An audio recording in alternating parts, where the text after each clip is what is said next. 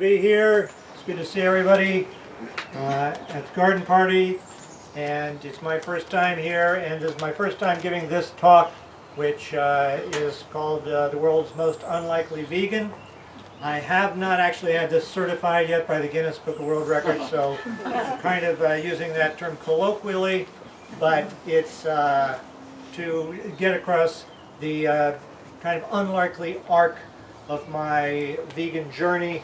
Anne was talking about how she loves to hear people's stories about how they became vegan, and when I was throwing out possibilities about what I might talk about, I've done talks on various kinds of academic topics or food-related topics or Philadelphia-related topics, but she said, why don't you talk about how you came to be vegan? So I'm going to talk about that with hopefully making the point that if I can become vegan, and I have, then just about anybody can, given how I started out.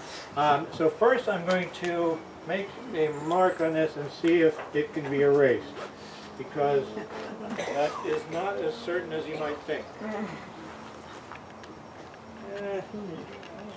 Yeah, eventually. All right. So I don't have to stick with everything that I have on here. Good. All right. So I'm going to talk about, kind of take you through some of my evolution chronologically, but first I'm going to start with kind of a list of an ongoing, let's call it a mantra of mine, that I could never be vegan, which of course when it started was I could never be vegetarian. Then once I became vegetarian, it was I could never be vegan, mainly because I hadn't even heard of vegans back in the early days. I grew up in southwestern Ohio, and there will be more about that soon. But there was always like I could never be vegan because I'm this way and vegans are that way, or I can be vegetarian because, and one of the ones that I use most often, Breda mentioned that I don't like eggplant. When I was growing up, I didn't like any kind of vegetables whatsoever, and I loved to eat meat, and so I said, well, I can't be vegetarian because I love meat and I hate vegetables. And it just, the more that I said it, the more it seemed to make sense, because it just, you know, you repeat something often enough, and it seemed like, well, this is really logical now, because I've said it so many times. But there were specific things that I thought about that I didn't actually always put into words, but that were part of my thinking that kept a nice, comfortable, safe wall between my identity and what vegetarians and vegans were. And so I'm going to write some of the concepts that I had of what vegans or earlier vegetarians were. And the first one I'm writing on here is rich, because to eat this elitist diet you have to have lots of money, because you know, everything is a special this, a special that, and you have to go that extra mile, you have to do this and that. So that was a very basic one for me. I did grow up in, I guess you would call it lower middle class, maybe upper lower class, but it was in a rural kind of area of southwestern Ohio. I'm not exaggerating when I say the house I grew up in had an outhouse in the backyard and a water pump on the back porch. I mean, that gives you kind of a picture, although to fill in the picture, the outhouse was actually built into the garage. There's a freestanding garage, so it was really one of your more sophisticated outhouses.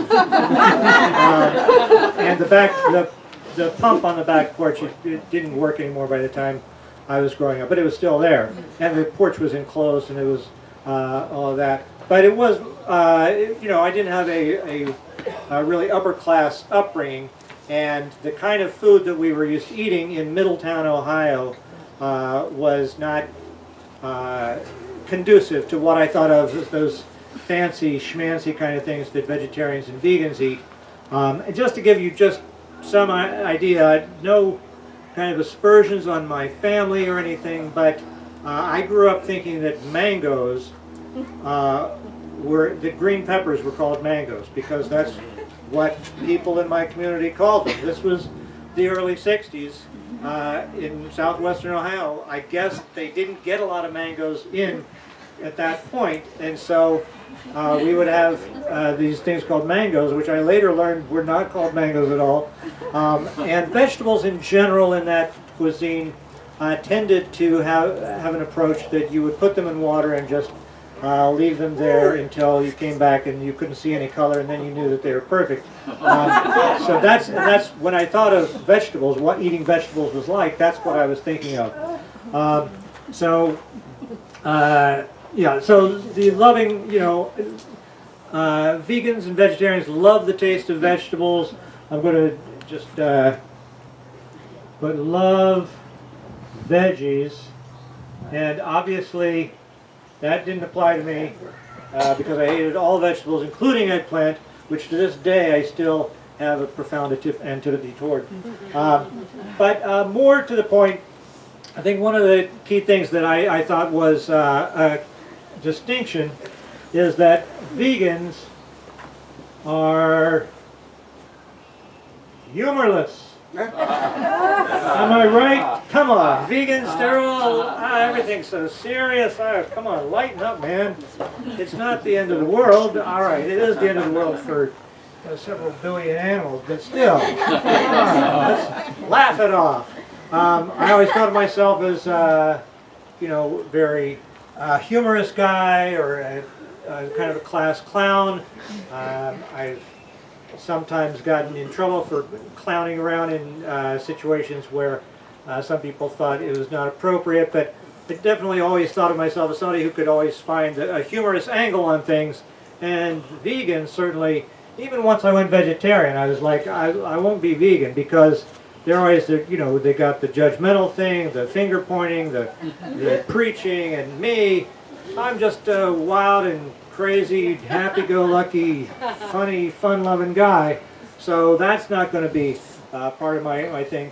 Also, this kind of goes with humorless, but earnest.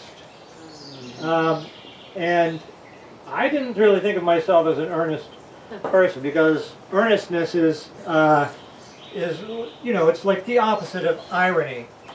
When you have an ironic approach, or you're kind of a little bit cynical, which a lot of the young people of today and the young people of my young times thought was a cool thing to be.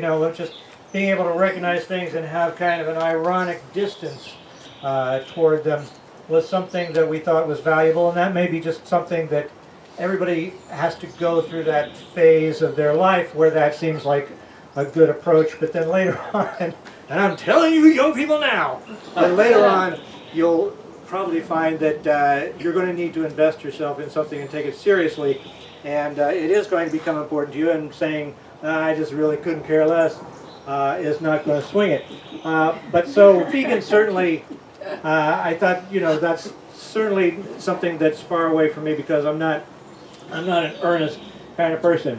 Another thing, let's start right up here. Female. I'm looking out here, I'm seeing a larger number of females than males, and that still persists to this day in the vegetarian and vegan movement, that there's many more females than males, and so as a male it was another kind of comforting thing to me that, well, that's something for girls, that's something for women, it's not for me. However, I should say that I was blessed as a child to be unathletic and to be somebody who was mocked for being a sissy, being a fag, as the vernacular had it in grade school at that time. Just any kind of put down of a male who did not conform to the kind of masculine ideal. And I say I was blessed because I really think that was something that started me on this path, because it made me into an outsider as somebody who was being told repeatedly that he could not be part of this system that of the cool people who were being the way that they were supposed to be, couldn't be part of the men who were macho and were supposed to be this way. So I didn't have that much to lose when looking at the fringes of things. So that was actually, I think, a good thing. I've talked to a couple of other people who, other men, in fact, who have agreed that being somebody who was not a jock and was not able to play the macho game actually helped to give us a little bit of an outsider's perspective on that whole mythology. One other important thing is health. I'm going to call it health crazed. This was more, well, when I wasn't vegetarian, I thought of vegetarians as being health crazed.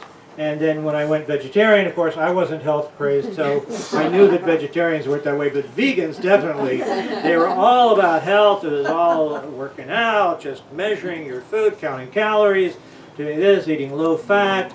I hadn't even encountered the whole Esselstyn thing with the oil yet, but if I had, boy, that would have really told me you can't eat oil because it's not healthy. That's crazy.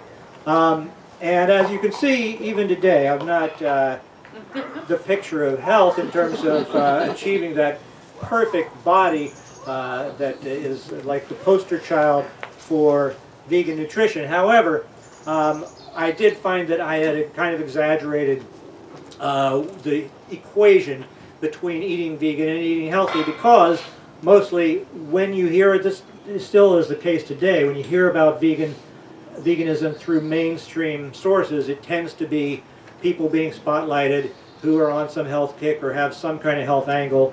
So there are certainly those people, and I do also agree that if you want to eat healthy, you should probably start with eating vegan, but it's not necessarily a one-to-one correspondence. One other thing I'm going to put, let's see, I'm running out of space here, but I'm going to put religious, not because I thought that all vegans were particularly interested in church going, but in conjunction with the earnest thing, you know, vegans seem to have just this total faith in being right about their crazy idea that we shouldn't enslave and oppress animals. And since that idea, you know, hadn't necessarily caught traction with, it just seemed like these guys, the vegans, they were all, you know, off in this kind of cult, this religion, this thing where they talked to each other and reinforced it, and that was not something that I could get into. I was raised by atheists, and I eventually rebelled against that as a teenager and became a Bible thumper. But that didn't last very long. But I did actually become pretty well versed in the Bible. I can cite a lot of that to this day. But I have, you know, arrived at a point in my spirituality that is neither of those things. But the main point was not so much about the whole overarching spirituality as just the way a religious approach seemed to infect everybody that I had heard of that was into veganism. So the last thing is a kind of a this to show you how logical this kind of thinking is. And this is when I was feeling like I was particularly interested in world peace or getting along with people or anything else. I would think of vegans and I'd have this image. Well, you know, the thing about vegans is they're always so angry. They hate you for what you do. They judge you. You know, that's not like me, because I'm a kind of, hey, hang loose, everybody. This is fine. So if I was feeling in that way, then I would put vegans over there, away from me that way. But if I saw like a bunch of vegans doing some kind of hippie type thing and having some world peace event, I'd be, yeah, these vegans, they're always doing kumbaya. It's so, cliched. They're disconnected from reality, and they're over there. So these two things that are essentially antithetical to each other, I could find a way to ascribe both of them. I don't think I ever managed to do it at exactly the same time, but I could pick either one. And all of these are just kind of to show that there are these notions that we have about what vegan is that are not actually based on fact, but are based on our perceptions as they're being delivered to us through a distorted culture. And so I'm going to just going through my chronology a little bit here. I mean, I've told you about the mangoes and the vegetables in southwestern Ohio. I mean, we also, spinach is something that I love to eat today in many forms, but we only had it in one form in my house, which was, I believe it was boiled to the point that it was almost a mush, and then you would put it in this little glass dish and pour vinegar on it and eat it that way. And that was what I had, whenever we would have spinach at a meal. It would be this little dish of this garbage kind of. I mean, no offense to anybody who loves spinach prepared that way, but I haven't been able to. I've had it many other ways since then, but I haven't had it that way again. One of the things that I think was important, which I only realized recently in terms of my journey, there were two things that had nothing to do with animals as food that I think started breaking my resolve or breaking through the wall that I had made. One was in the late 70s when Dr. Pepper, which was my favorite soft drink, had, I don't know if people remember, in the early 70s, Dr. Pepper had a long-standing commercial campaign about how original it was. It was because it was basically cherry Coke, but they were pitching this kind of cherry Coke as this drink that nobody else had come up with, and nobody could understand it. And they had all these commercials about Dr. Pepper. Nobody understands it. That's too bad. Well, it's just, you either get it or you don't. And that really appealed to me because I was like, yeah, because I get it. So I'm one of those people that actually gets in, other people don't. Then I think it was around 1978, they changed to a different campaign called I'm a Pepper, You're a pepper. which had the big musical number, people running down the street, grabbing more people, joining the crowd. I'm part of an original crowd, was one of the lines, and I was like, what? Dr. Pepper, et tu, Dr. Pepper, how could you do this to me? This was you were like the standard bearer of standing out from the crowd and being different and being proud of being different, and now you're saying, oh, everybody should join in this crowd. You should want to be one of these people. So at that point, I was so upset that even though Dr. Pepper was my favorite soft drink, I swore off and I said, I will not drink Dr. Pepper again until they changed their ad campaign. Of course, I thought it would be over in a couple of years. They persisted with that for another 10 years, that campaign.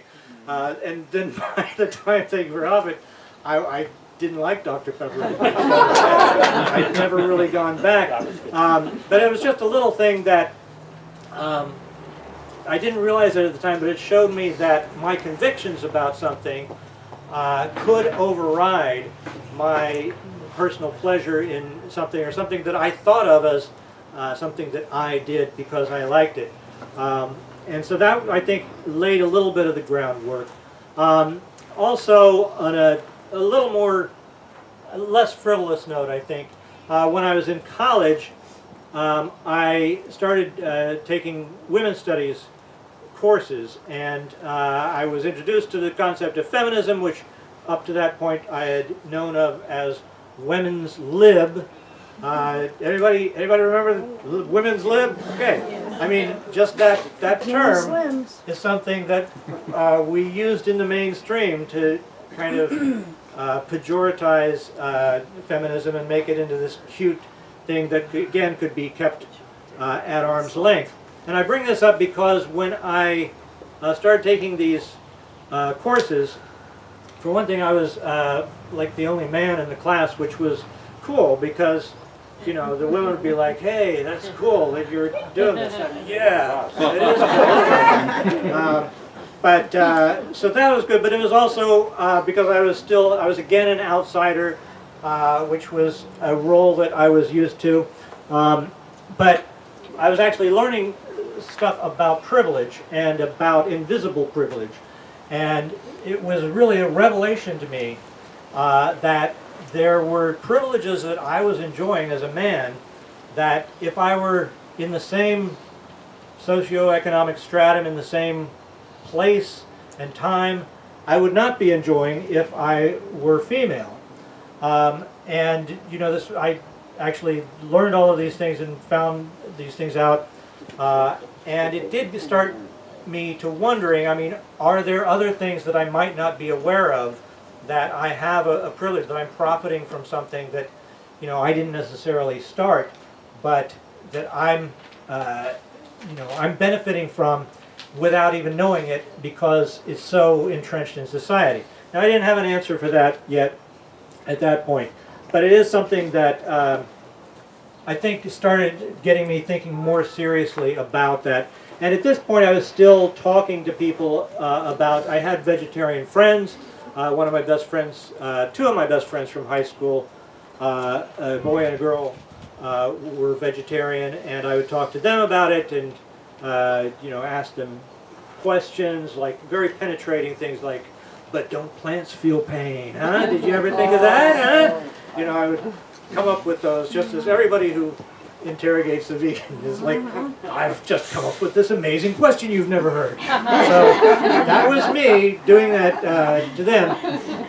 You know, and I'd ask them and they would explain, and I'd be like, "Well, yeah, that's great for you, but I could never be a vegetarian because I love meat and I hate vegetables."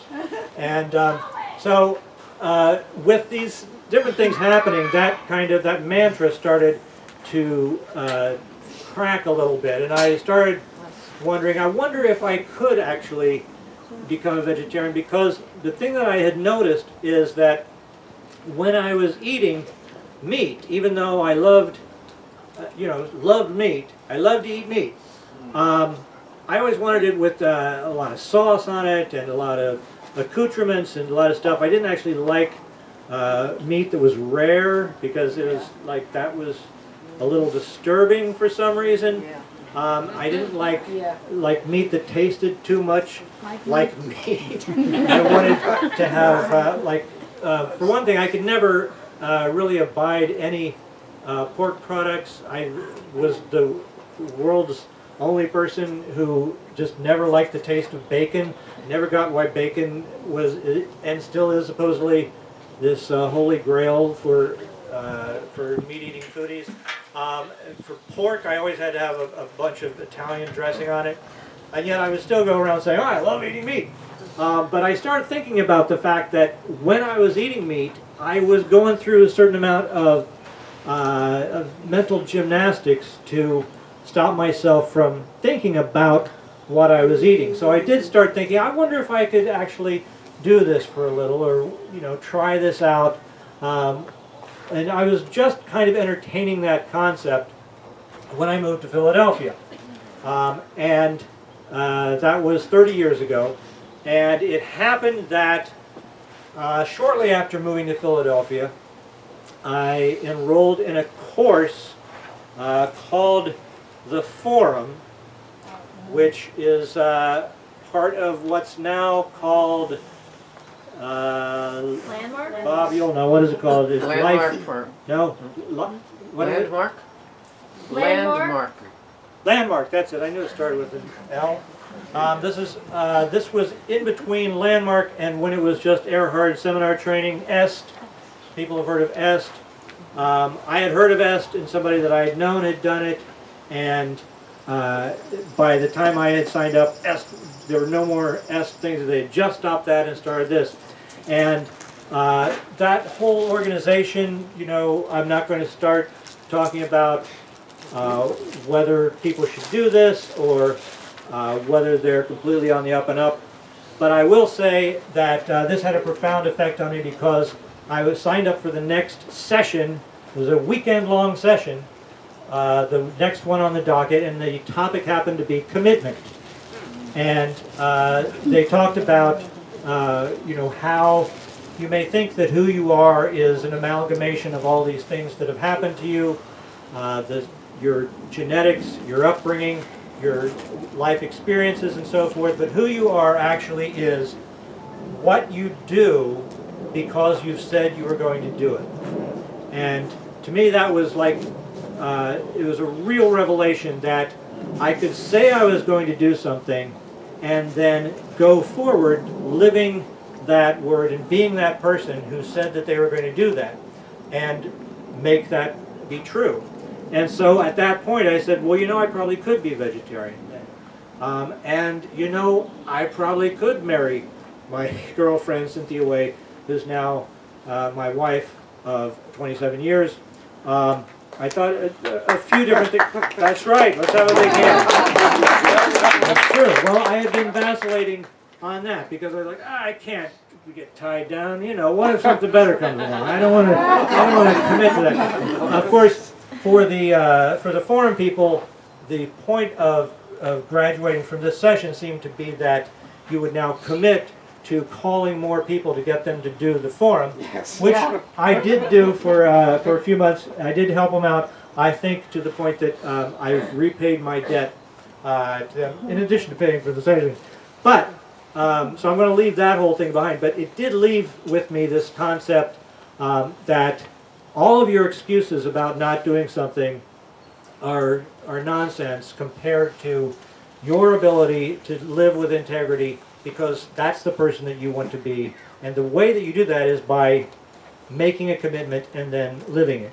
So it happened that in that session we actually went out to eat in Chinatown, because the place was close to Chinatown that we were having this at.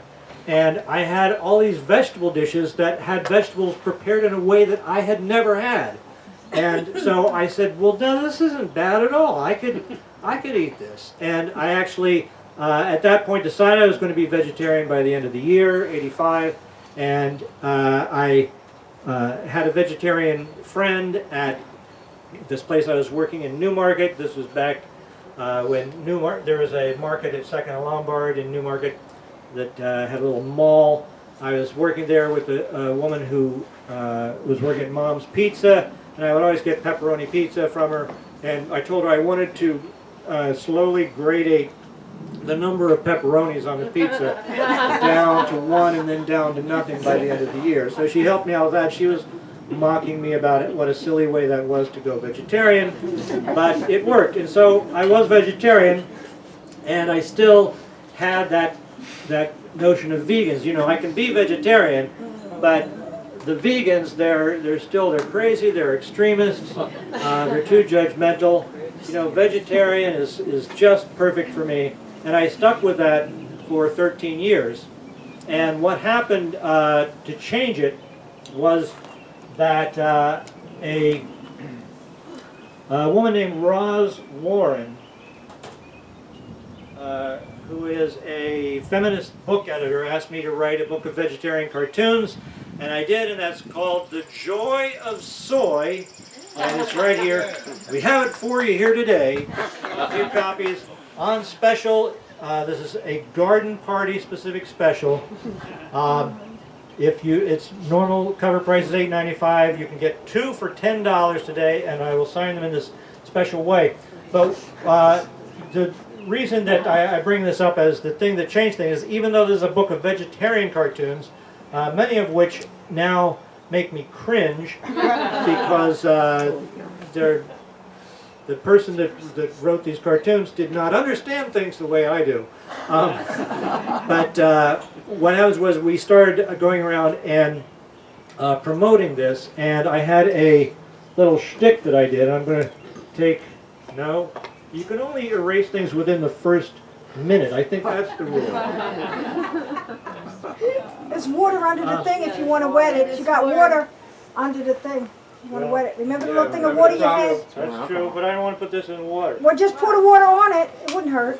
Well, then I have to put the microphone down. And then I won't hurt you. why don't you entertain There the you people? go. I love you. Thank you. I just need this room right here. So, I had a little shtick that I had picked up from a teacher. I'm going to ask you, sir, to give me 3 letters. Just say 3 letters. A-C-D. A-C-D. Okay. So I'm going to put those on here like this. So I had a shtick that I had done when I was a youngster that I saw a teacher do at a school fair.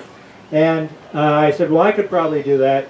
And it's just have people put their initials in whatever order, and then you know, you make a picture out of it. Like let's say this could be somebody, you know, ball player. There he's.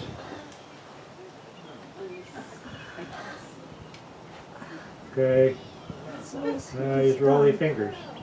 Okay, so that was a crowd pleaser for a lot of people. People on that side couldn't see it. Oh, there we go.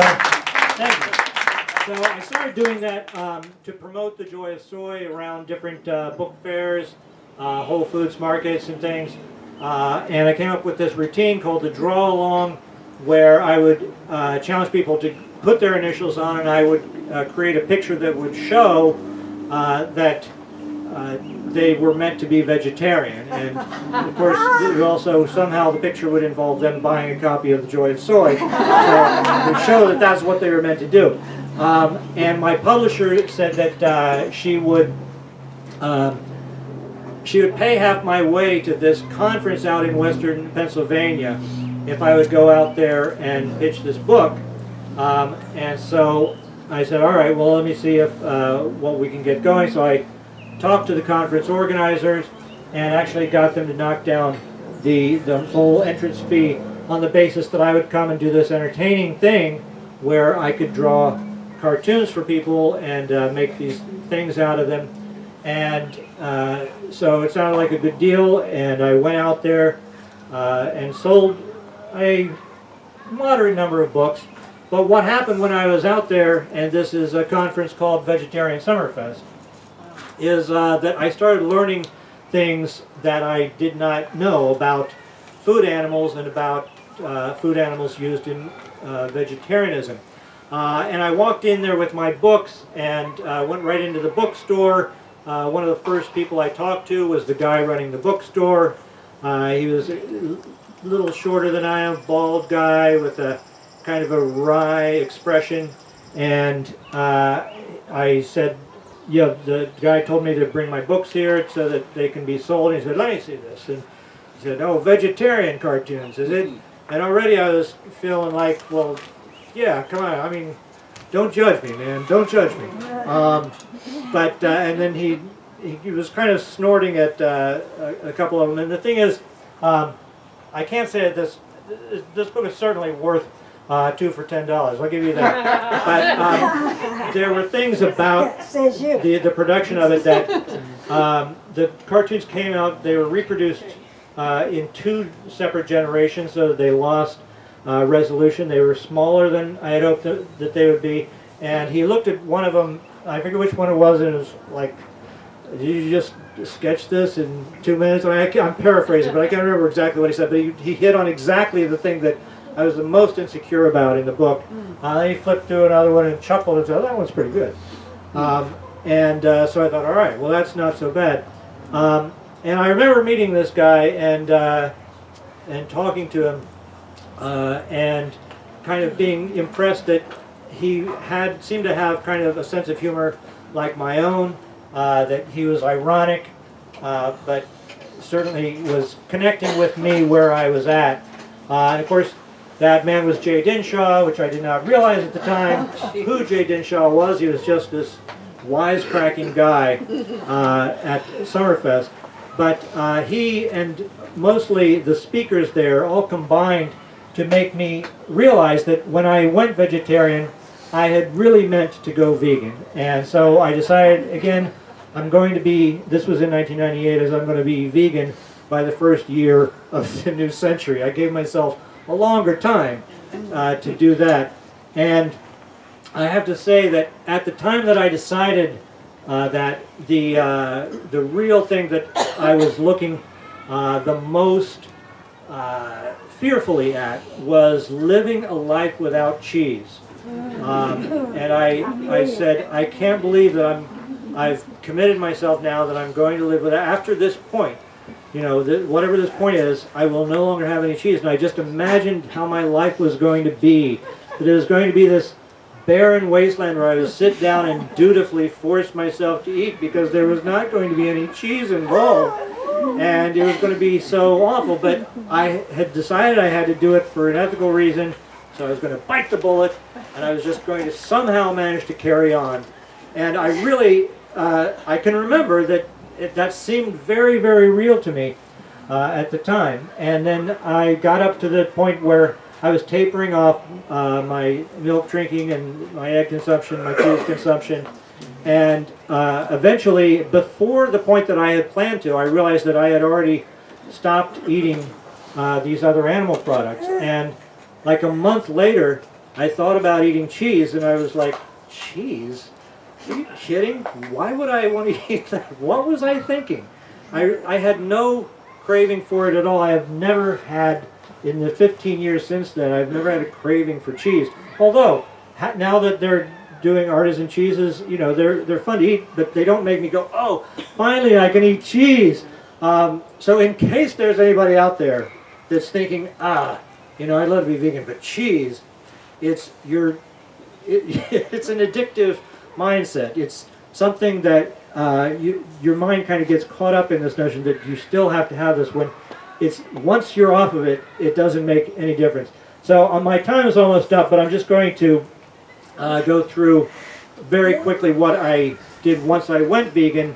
As Anne had talked about, you want to use your abilities and your activities and things you'd like to do to spread the vegan message. And I had a job at the Daily News and started writing for the Daily News on vegan topics, and eventually got a column there called V for Veg, which I have some cards left for that. If you need a mnemonic for that, I can put you on the mailing list so that you'll get that notification when those columns come out. But I've actually had a lot of fun doing different things for this column in the Daily News, which after all is a tabloid newspaper, which is read by blue-collar workers throughout Philadelphia. And they're like one of the few newspapers in the country that actually has a dedicated vegan column. So I want to give a shout out to the Daily News for doing that. I've been doing V for Veg for, yes, Daily News. I've been doing it for 4 years now. And one of the columns, of course, Anne was talking about when we went to Front and Venango to the Cross Brothers Slaughterhouse to talk about Philadelphia as ground zero of the American vegan movement. And it's amazing the number of things that I found out about Philadelphia as something that has this or that to do with the progress of vegan eating. In addition, I started a blog called Meat Facts, which was just a place for me really to store news stories that I found about eating vegan and about animal sentience. And I started a podcast called VegCast, which is kind of tapering off now that I'm doing the column. But I've done 120 shows. They're all still online at vegcast.com. Interviews with a lot of famous vegans and famous people that are maybe should be vegan, and not so famous people who are great at talking about veganism. So I guess to sum up, if I can, you know, when I started out, I would have thought that I would be the most unlikely person to ever be vegan. Maybe some of you out there think that obviously, since I didn't turn out to be the most unlikely person, maybe you're the most unlikely person, but maybe you could and should take a look at some of those issues that are supposedly stopping you, and find that a lot of those may be about as important as a Dr. Pepper commercial, that they're not things that are about who you are so much as they're about wacky things happening out in society. And I would like to serve as an example, if possible, for how fulfilling it can be to go vegan and then have something to do with it, and that you can always find things to do to get the word out on whatever scale you are, whatever access you have to use that. And I encourage everybody to get out there and live like you mean it, as I like to say on VegCast. All right, thank you.